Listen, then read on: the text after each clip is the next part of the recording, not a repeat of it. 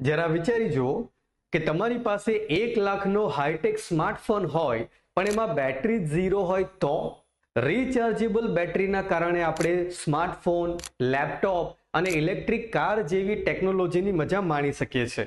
પણ મોટા ભાગની રિચાર્જેબલ બેટરી જેના વગર શક્ય જ નથી તે છે આવર્ત કોષ્ટકનું ત્રીજું તત્વ લિથિયમ. પણ ઉભા રહો, લિથિયમ ફક્ત બેટરી બનાવવામાં કામ આવે છે એવું નથી. અવકાશયાત્રીઓના સૂટમાં પેદા થયેલો કાર્બન ડાયોક્સાઇડ ફિલ્ટર કરીને લિથિયમ અવકાશયાત્રીઓના જીવ બચાવે છે અને સાથે સાથે અવકાશયાનમાં પણ લિથિયમ ફિલ્ટર દ્વારા જ કાર્બન ડાયોક્સાઇડની માત્રા ઘટાડીને વાતાવરણ જે છે તે કામ કરવા લાયક બનાવવામાં આવે છે.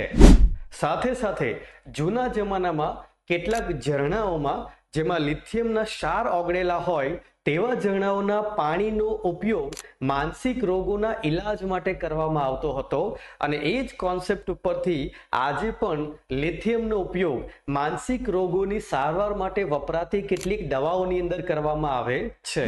તો છે ને લિથિયમ એક ઇન્ટરેસ્ટિંગ તત્વ. કેમિસ્ટ્રી ગોખવાનું નહીં પરંતુ સમજવાનો સબ્જેક્ટ છે.